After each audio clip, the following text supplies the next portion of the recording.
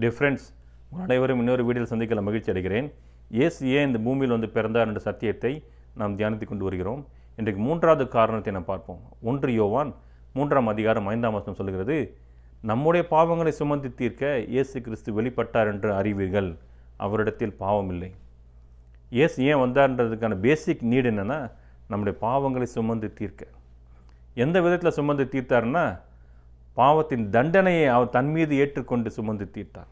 நாம் எல்லோரும் பாவிகள் பாருங்கள். பாவத்தின் தண்டனையை ஏற்றுக்கொள்ள நம்ம எல்லாம் தகுதியானவர்கள். ஆனால் அந்த தண்டனையெல்லாம் அவர் தன் மீது ஏற்றுக்கொண்டார். பாவத்தின் தண்டனையை அவர் ஏற்றுக்கொண்டதன் மூலமாய் பாவத்தை சுமந்து அவர் தீர்த்தார். தேவ கோபாக்கினை அடக்கணும்னா நாம் தண்டனை பெற்றுக்கொண்டால் கூட பத்தாது பாருங்கள். குற்றமற்ற ரத்தம் சிந்தப்பட வேண்டும்.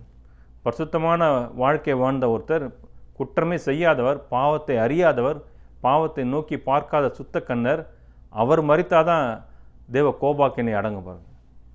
அந்த விதத்தில் பாருங்கள், தேவன் நம்மளுடைய தண்டனையை அவர் ஏற்றுக்கொண்டு பாவத்தை சுமந்து தீர்த்தார். ரெண்டாவது, பாவத்தின் வல்லமையிலிருந்து நமக்கு விடுதலை கொடுத்துருக்கிறார். இன்றைக்கி விசுவாசிங்க பாருங்கள், பாவத்தின் பிடியில் இல்லை, பாவத்தின் மீது அதிகாரம் செலுத்துகிறவர்களாக இருக்கிறார்கள். பாவத்துக்கு நோ சொல்ல முடியும். வருகிற எல்லா டெம்டேஷனுக்கும் நோ சொல்கிற அளவுக்கு தேவன் அவர்களை எக்கி பண்ணியிருக்கிறார். அவர் இயேசுவின் நாமத்தை கொடுத்திருக்கிறார், பரிசுத்தாவின் வல்லமையை கொடுத்திருக்கிறார். பாவத்தின் மீது முழு அதிகாரத்தை அவர் விசுவாசிகளுக்கு கொடுத்திருக்கிறார். ஒரு நாள் வரப்போது பாவத்தின் பிரசனத்திலிருந்தே நம்ம விடுதலையாக போகிறோம். ஆனால் இப்போது பாருங்கள், பாவத்தின் தண்டனையிலிருந்து அவர் நம்மை விடுவித்திருக்கிறார். பாவத்தின் மீது முழு அதிகாரத்தையும் வல்லமையும் கொடுத்திருக்கிறார். இந்த விதத்தில் தான் பாருங்கள், இயேசு பாவத்தை சுமந்து தீர்த்தார். இதற்காகத்தான் அவர் வெளிப்பட்டார் என்ற வார்த்தை பாருங்கள், அவர் ஏற்கனவே முன்னிருந்தார் என்பதை குறிக்கிறது.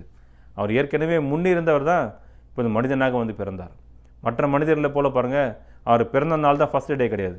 அவர் ஏற்கனவே இருந்தவர், ஏற்கனவே நித்தியமாக இருந்தவர்.